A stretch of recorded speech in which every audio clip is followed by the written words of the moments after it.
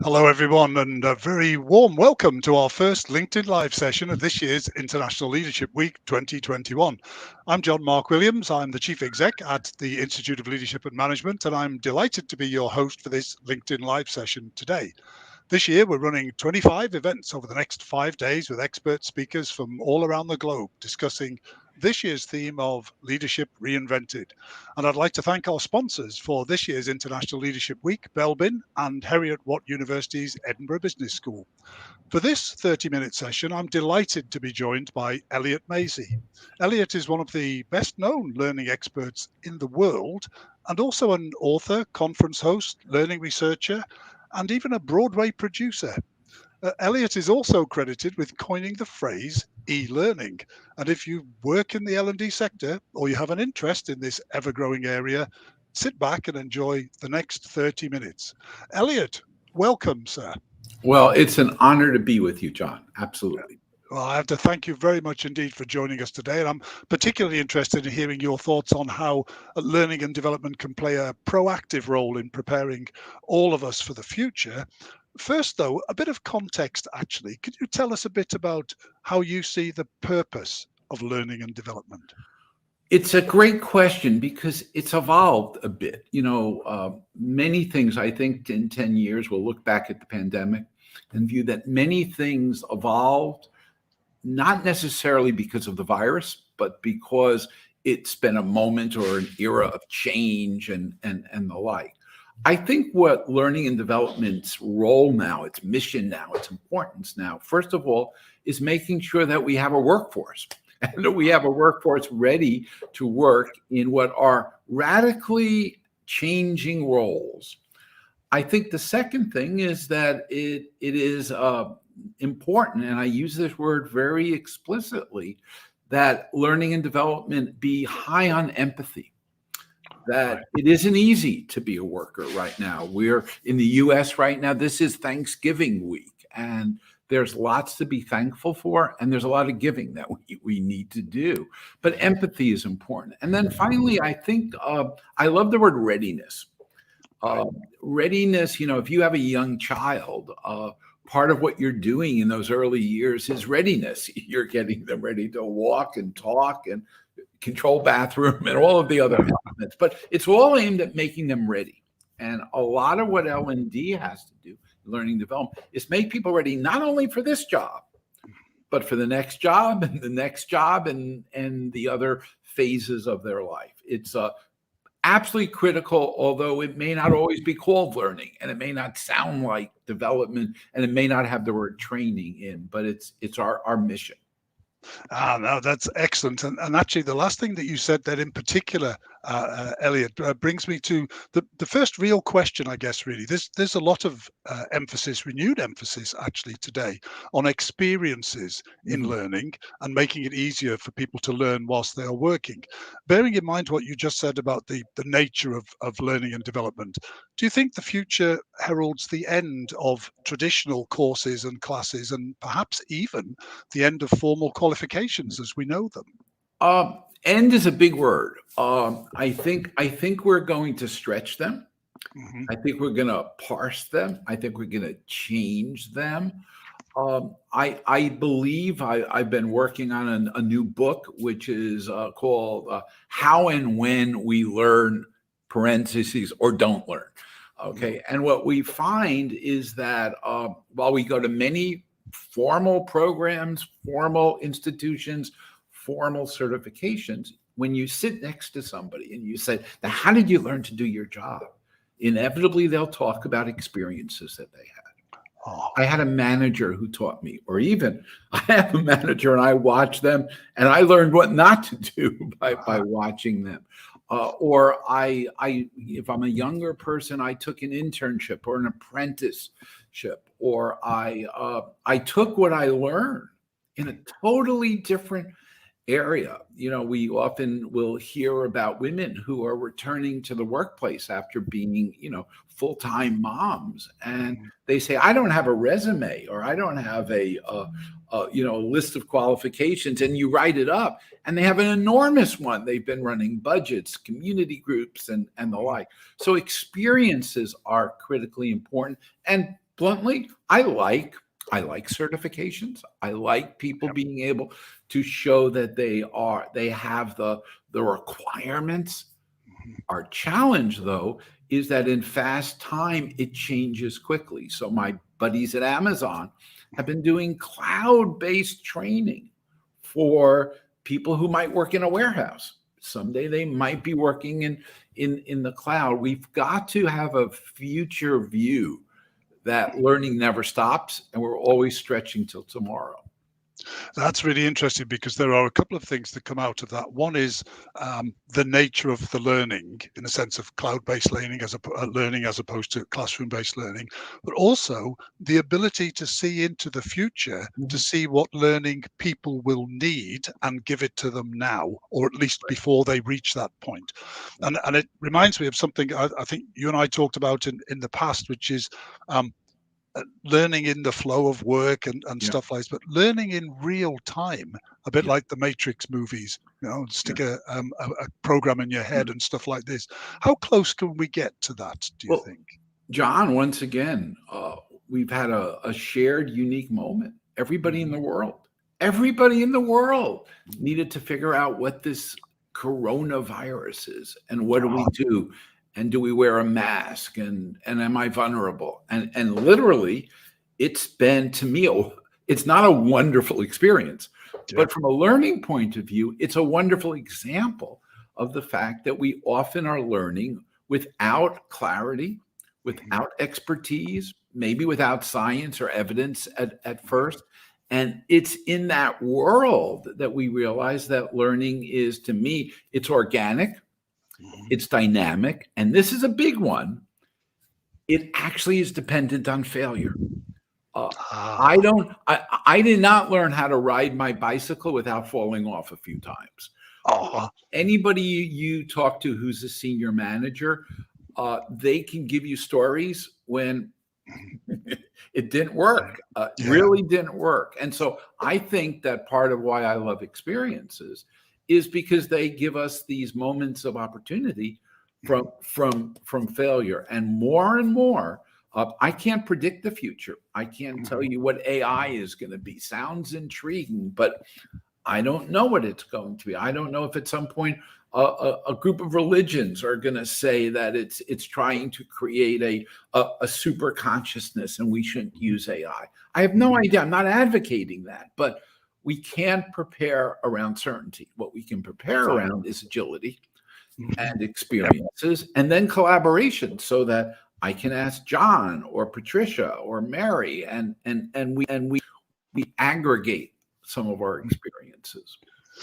Excellent. Can we just touch once more on failure before we move on from here? Because my team are always giving me a hard time, because I always say that a success is a failure that went wrong, because failure is more normal than success, and we should interrogate success just as much as we normally interrogate failure.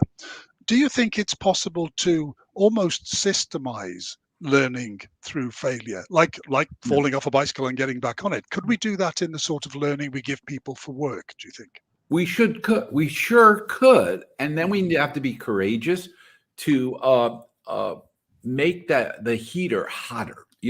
I remember way back in the day, I helped Novell and Microsoft when they were introducing network training. And I wanted the certification requirement to be that you walked into a room and there was a dead server there. There was a server that didn't work, and that you had an hour and 15 minutes to get it to work. And if you didn't pass. Everybody loved that, other than the people who are charging revenue for going to training, because they realized that maybe people would want their money back if they didn't succeed. And I said, okay, give it back to them. But we don't push hard enough. Even in the world of leadership, and you won't be surprised that I say that, very often we use our leadership training to embrace and induct and bring somebody in, rather than saying, what are 4 skills that Elliot doesn't have that we really need to either A, help build, or B, have him be aware of it, so he says, I'm not good at that. And so I'll give it to my colleague to do instead of me. I love failure, and I think we ought to be not afraid to increase the risk for what I would call safe failure. I don't want an airplane pilot crashing the plane, but I don't want to fly in a plane if they haven't crashed one in a simulator. And so that's my criteria base. So we need to, in a sense, we need to enable people to rehearse failure effectively and actually in a way that helps them to learn. Do you think you mentioned returners to work earlier on things. Do you think the informal learning that people have in their daily lives, as well as at work and stuff like that, do you think that helps bolster this idea of almost resilience? Because not everything succeeds in informal learning either. It can if we have enough self-confidence. The hardest part when we fail and our self-confidence is low, it may become a moment of fleeing rather than a moment of stretching to success. It also is how do the people around us view it? We know, even going back to school, that a lot of teachers will make the mistake that when a student fails once or twice, they almost start to advise them that that's not what they should study, rather than asking, why aren't they getting it? Why are they not getting? And it, bluntly, to be honest, it might be it's the wrong teacher for that student, or it's the wrong time for that student. There were things I didn't do well at in university, which now I'd love to restudy them because my curiosity is there. And if you don't have curiosity, bluntly, you're not learning. You may be attending, but you're not learning. Curiosity muscle isn't active. Very interesting. And you mentioned the people around us being important, actually, in the context of learning. Over the last couple of years, there have been fewer people around many of us because we're working remotely. Some of us will be going back into offices or workplaces from time to time. How do you think learning can best support a hybrid workforce? Well, part of it is that we should eliminate the barriers to reaching to people. One of the most incredible learning opportunities is when you get to talk to somebody who works at a competitive organization. These are the aha moments. Or when you get to talk to somebody who used to do your job. And so in some ways, we have to eliminate the barriers. On the other hand, what's interesting is we found during the pandemic that the number of people that people were digitally connected to went up. And so when I think about connections, it's nice if they're physically next to me. But I started something during the pandemic, and I sort of was advocating it for people in the field. Every week, I went in my phone and I found 5 people that I hadn't talked to in 1 to 2 years, and I called them. Now, all I just said is, I was looking, I realized I hadn't talked to you. And I will tell you, it was some of the best conversations, So I think some of it we have to stretch. And then I think we also have to be aware that the learners are now more self-engineering their learning. We found, for instance, people would get a great course, a 5-video course. I signed up for one by Steven Spielberg. Wow, wasn't that exciting? Honesty, and I hope Spielberg's not listening to this, I did 2 of the classes and I never did the 3rd. Now, it wasn't that they weren't good, but life is busy, John, and so we're needing to self-engineer more of how we learn, how we spend our time, and even how we collaborate. My final piece is things don't have to have long duration on that. We often thought that coaching had to be an hour or a morning. Well, some of my favorite coaches now do 5-minute check-ins. Phone rings. Hey, Carol, how you doing? What's one thing you wish that you could spend more time on? And boom, I'll talk to you in a few days. Like, we don't have to have the same duration. Think about, we're doing half an hour now. 3 years ago, we booked a half a day. And I'm not sure a half a day would have been better than a half an hour. So, absolutely. It concentrates the value, actually, very much so. And this is a huge shift, all of this that we're talking about now. What do you think it means in terms of leadership development for the future? Even if leadership will still hold the place that we see it as holding at the moment? I think it will. I think we need to separate what's a leader, Hmm. what's an executive, what's an Hmm. owner, Yep. what's a person who's a manager, coordinator, and we often clump them all together. Yep. Right before we went on, John and I were chatting a little bit about we have to change the view of when one gets to be a leader. Yep. I just talked to a person who's 26 years old, and she's CEO of an amazing animation company. And historically, she would be 46 to do that. But I got to tell you, if she was 46, she couldn't do it because this person is of the moment. And by the way, has hugely wonderful skills in that sense. So I think we have to remove the view that you mature into a leader. I think you skill into being a leader. And I think leadership has to start way back, whether you're in scouts, whether you're, I think your parents are your best leadership trainers that you'll ever have. And then I think we ought to just start to use leadership as a component of what people do rather than the end result of that. And this is the toughest one. There is a time when we should go from being leaders back to being very good practitioners and coaches. And I don't think it's just age, but I don't think we should go to be a leader and then retire with a gold watch. I think we should build a curve, and there may be literally times that I'm a leader and times that I'm a performer or I'm a mentor. Yep. And times that I'm a follower. Yep. For example, and then thinking about the chief exec you mentioned before, who's 26, and it makes me think that there's as you quite rightly said, leadership should be something that's qualitative, not quantitative. Yes. It isn't built in with time or anything like that. And John, to do that, we're going to have to separate. And you and I are both in the business of being able to give good theory around leadership and the like. And I love the theory, but you want to know what people want to know? How do I actually do it? The practice. How do I negotiate a contract? How do I build an alliance? How do I bluntly move along somebody who's doing their job but has no positive energy? And I think we have to mix our good conceptual stuff with nuts and bolts of how you do that. And I wish we could tilt a little bit more to building skill readiness for people who are leaders.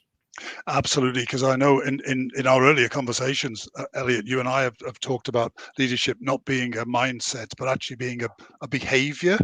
Really, it's stuff that we do and encourage other people to do. Now, I said earlier on that you were responsible for coining the term e-learning. Has e-learning reached its full potential? And if not, what comes next, do you think? People say it's a really big thing, and I don't view it that way. Somewhere out there is the woman or man who invented the flip chart.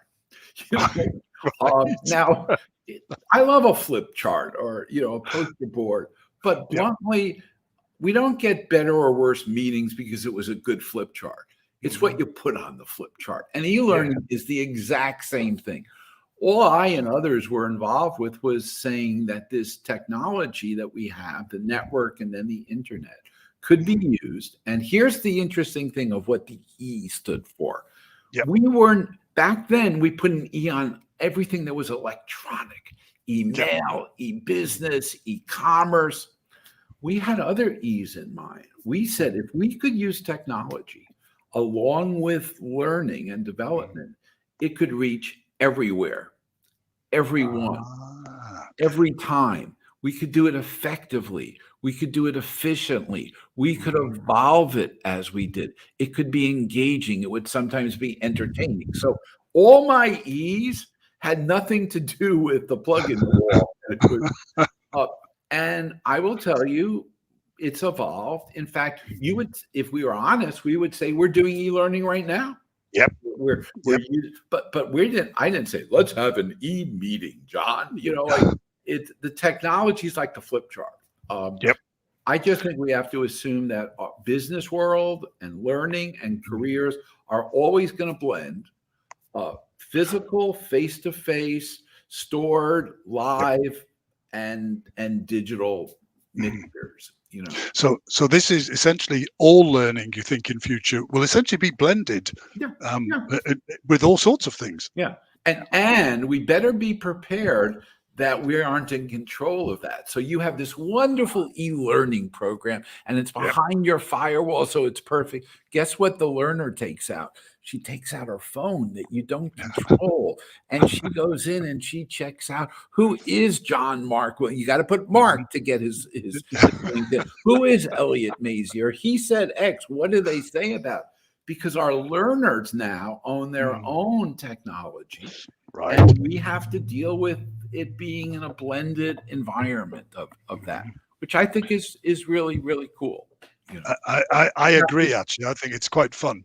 I will tell you, I got a lot of complaints during the pandemic from journalists around the world who said there are billions of people now doing e-learning and the parents don't think it's very good. And I went back to, well, it's like inventing the flip chart. If you put things in the wrong typeface, the wrong color, then it's not going to work. But design is everything.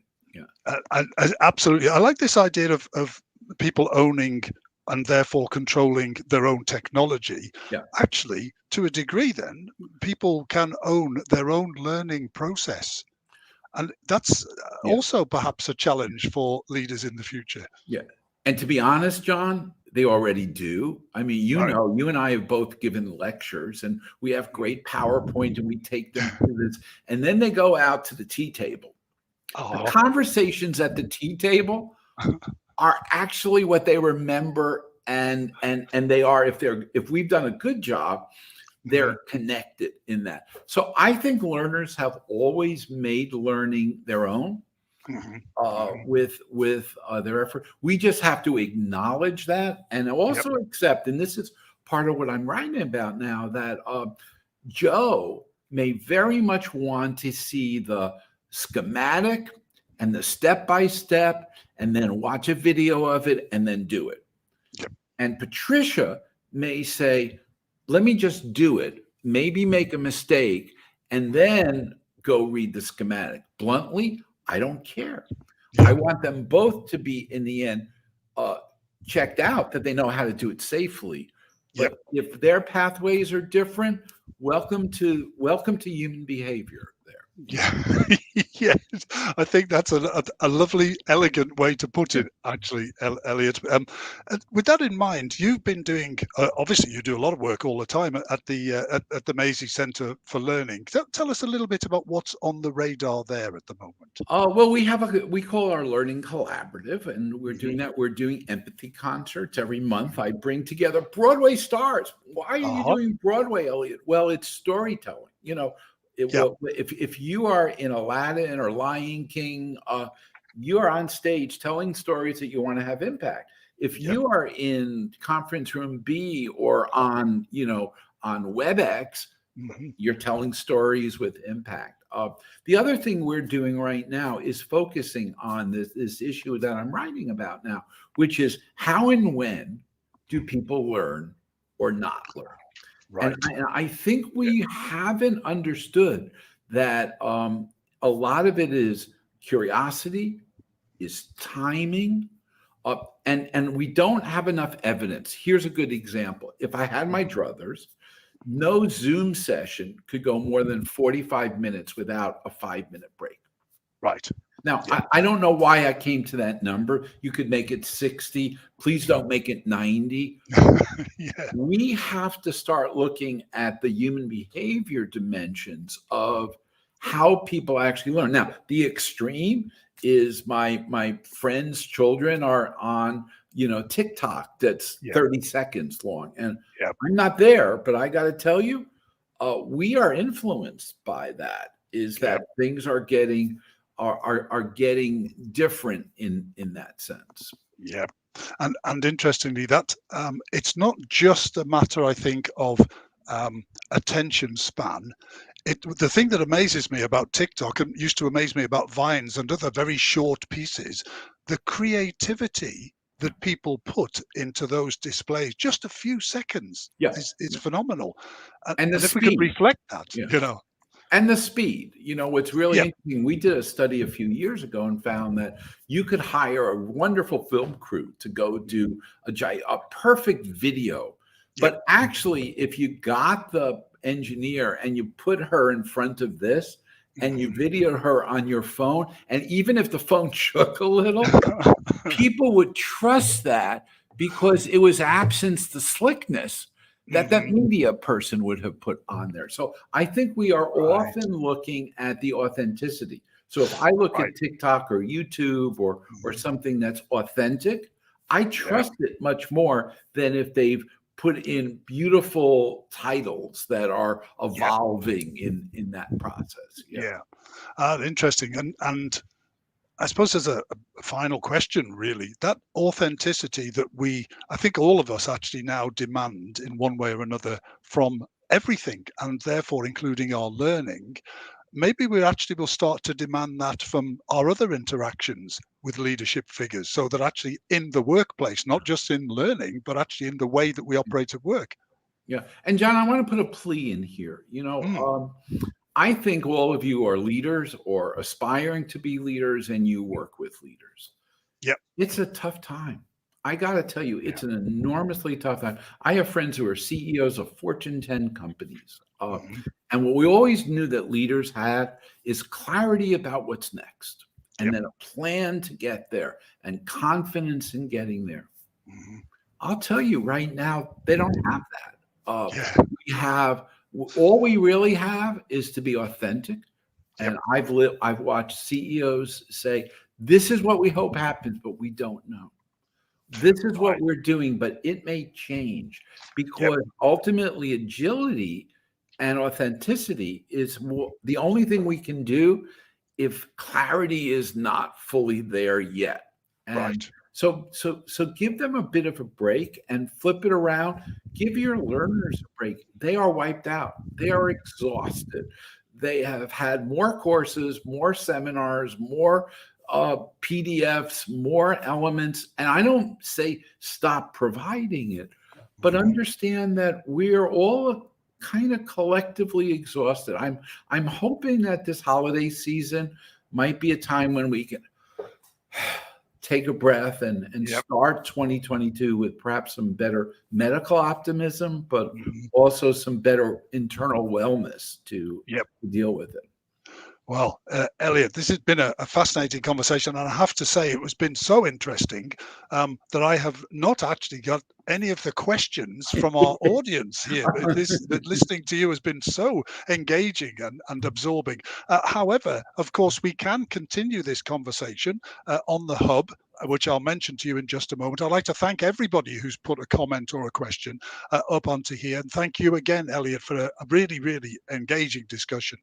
I would just say to everybody, log on to our website on www.institutelm.com. You will find the link to the hub from there, and you can reserve your place at any of our upcoming events in ILW21. They're all free to access, and you can continue this discussion on the community platform, the hub. We really hope that you enjoyed this coming week and find actionable insights, practical advice, and lots of good ideas actually relatable to your organization and to leadership everywhere. So with that, I would like to thank again our guest, our special guest, Elliott Masie. Thank you, Elliot. And to thank our sponsors for this year's International Leadership Week, Belbin and Heriot-Watt University's Edinburgh Business School. And thank you all in particular for joining us today. It's been a great session. Thank you.